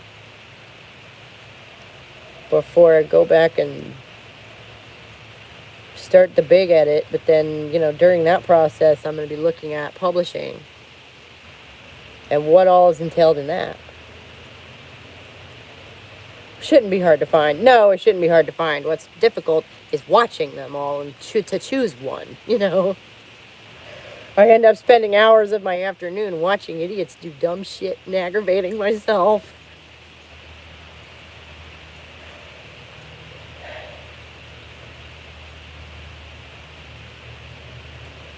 But so, yeah, I guess, I mean, a goal would be maybe to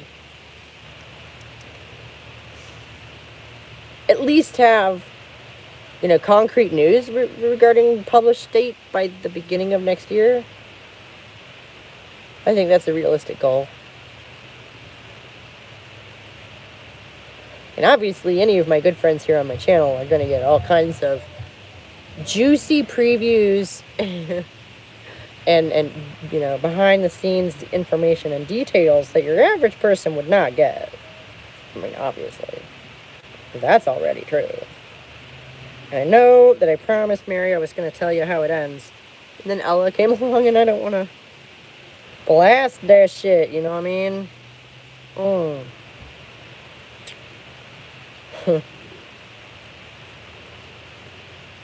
Let's just say it doesn't go really well for anybody, and that's kind of the point. That's the point.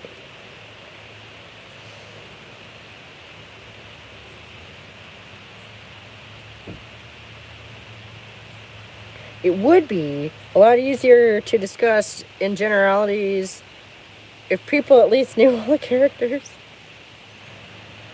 It's alright. I don't do the greatest job of introducing them. You said it ends not well, so we're good. Yeah, right.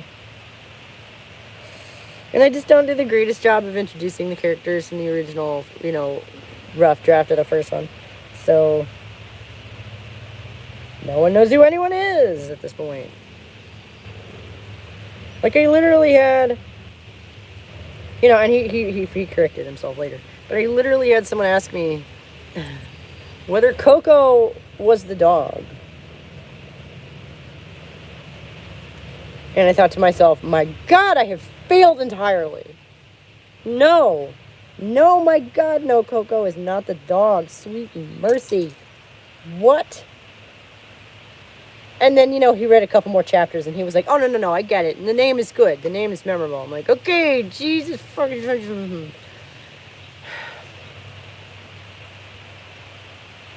What's a good question? Coco is the monkey? There's no monkey. What are we talking about? Sweet mercy. It's a nickname. You know? Weird upper crust gentry nicknames. Just Listen, this is, I can't, unfortunately, I don't have a great amount of humor about this because of the amount of energy I put into it, you know. Don't scare me like that. A gorilla's new sign language called Coco. Yes. Yeah, right. Yeah. I was actually just listening to Robin Williams do his stand-up bit about her last night. If you haven't seen it, oh my God. Don't watch it. Actually, my husband was watching it, and after a certain point, I just stuck my earphones in and was not listening anymore because he stopped talking about the gorilla. Well, he had the chance to meet Coco the gorilla one time, and apparently Coco the gorilla thought that he was an attractive individual, and gave him a, nipple twisted him, apparently, which is pretty hilarious. And then he went on to describe at length the internal dialogue he had with his gonads over the situation, and then just kind of went off about his junk for like 20 fucking minutes, I swear to God. And that was, yeah, like he took it in a direction I probably was not prepared for. But it's Robin Williams, so I should have been prepared for that, I guess. And he is a man, so you gotta hear about what his junk thinks about stuff, at length. At great descriptive. Why? Oh. I don't have to listen to it, right? And he's dead anyway. What's he gonna do? Be offended? So. And, that's their prerogative to talk about that stuff. I'm just so tired of hearing about it. I don't care. I don't want to know. When I was 20, I wanted to know. I don't want to know anymore. I get it. I get it. Because that's what they do. I know. And they're free to do that. I don't have to listen to it. And you know what? We should be free to do and talk about whatever weird, disgusting female woman stuff. The thing is, we're not and we don't. And that's, I think, why that starts to make me angry after a couple of minutes. I just, why am I hearing about this again?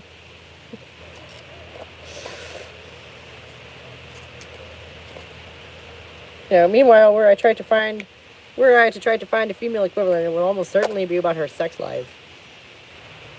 Her relationships with men, with like the physical stuff as sort of the disgusting sugar to swallow the pill of her talking about her relationships. That's how women do that. That's not what this was at all. I mean, he did mention about how Viagra makes your wife roll her eyes, and you're like, okay, I have stuff to do. Which, that's kind of funny.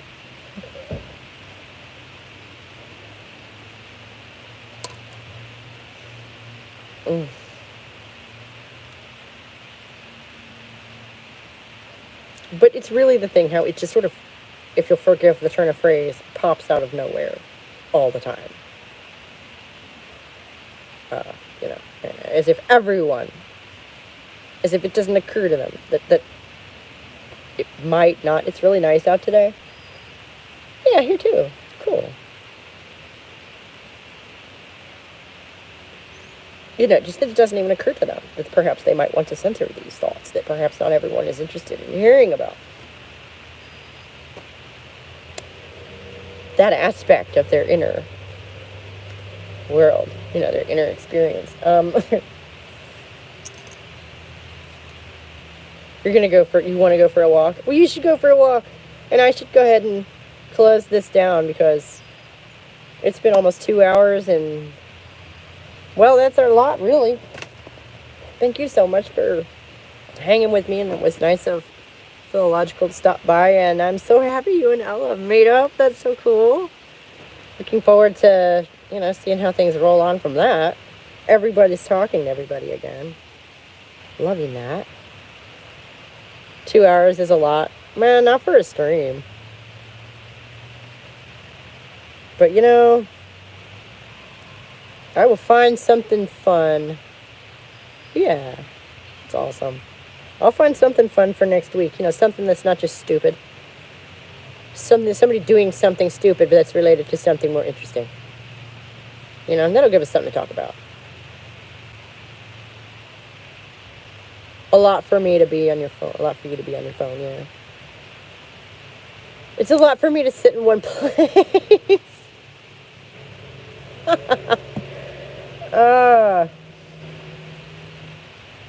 And I've been doing a lot of that.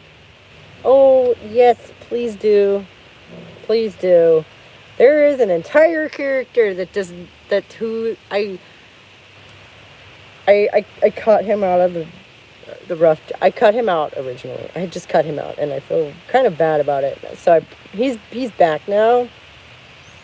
The third brother, there are 3 brothers, and so that's gonna be a little awkward until I can go back and do part 1 and add him into the rest of it. But just be aware of that. What is it, baby butt? I'm literally finishing up right now, man. And then I'll be in the house in 10 minutes. What is it?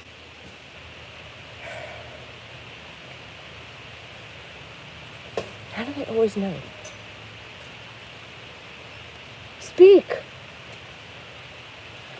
Well, What? can I have the TV? Oh, rock and roll. Alt account. Yeah, as far as I'm concerned, yeah. What did Dad say? I didn't ask him yet. What is Dad doing? On his phone? Then yeah, you can probably tell him I said you could. I don't care. It's fine. And everyone can see one another now. Yes. Oh. We were just kind of wrapping up, but you know. Baby boy, I will be in there in a little. That part's up to your dad, okay? He's the one who's sitting in there that's going to listen to that. I'll be here for your streams now, I guess. Ooh, awesome. Want to take a walk to the dispensary while it's nice. That's what it was.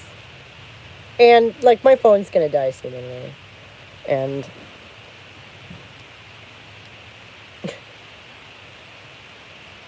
you just went, man, y'all.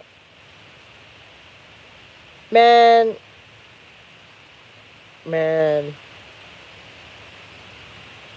We're surrounded on 2 sides now. Kentucky and Virginia. Kentucky, I think, passed medicinal. And I believe Virginia has recreational. Virginia is an hour from here.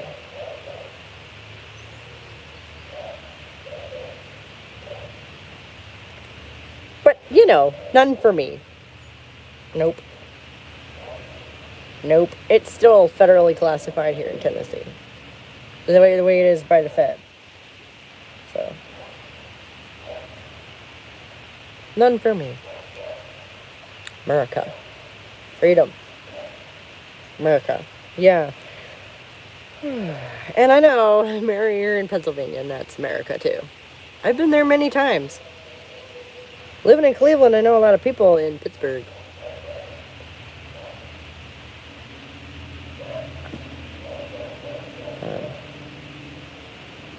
And Ohio doesn't have shit either, you know. So I could literally have not. I could have not moved or done any of this, and it wouldn't have affected that at all. That's not true. They decriminalized it a while back. Okay. So I guess Mary's gone to the dispensary, and I guess that just kind of leaves me and Ella, which is cool. And I guess I was gonna go anyway, because I guess I'm supposed to like go and do stuff. I don't know. I've been hermiting writer style for weeks. How does one live? What is life like? I don't remember anymore.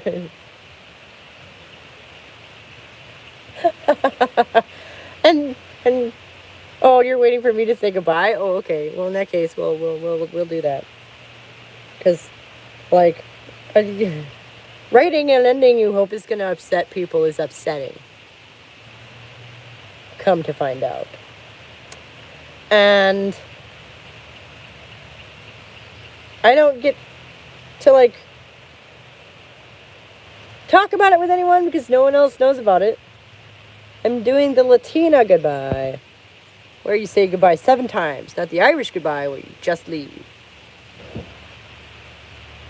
I have never seen an Irish person do that in all of my born days and all of my existence on this planet. I've never seen a person of Irish extraction just leave. Ever. Unless it was a man at some sort of a carnival or something walking off to use the bathroom, in which case they always just walk away. But I don't know where you got that from. I can't speak to Latin culture.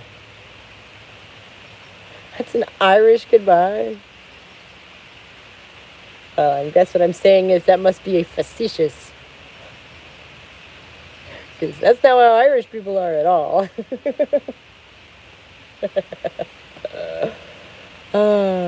Like the trope in TV. Some of these names for things, though, you just wonder, like, it feels like it implies that would be a feature of whatever, and then, like calling somebody fatty when they're skinny,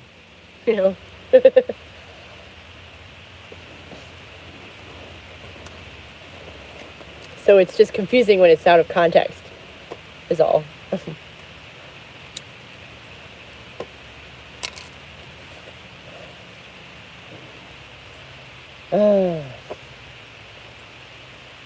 Yeah, but so I have to live now. I have to go back. I have to pretend that I didn't just do all that disturbing shit and watch all that disturbing shit happen, and I don't get to talk about it with anyone. And yeah, no, I believe you. I probably will, actually. I'm curious now. Well, yeah. And I don't and just go back to living normal life. Yeah. Wish me luck on that. Oh my god. The Irish goodbye, hashtag mom life, right? Irish goodbye is a term used for someone who leaves a party without saying goodbye to anyone. You may have also heard an Irish exit, French exit, or Dutch leave. That's interesting. I've never heard of any of that. I'm looking forward to or making fun of someone visit. Video, you mean, I think. Yeah. Me too. Me too. That's going to help blow off some steam, I guess. I hope, probably.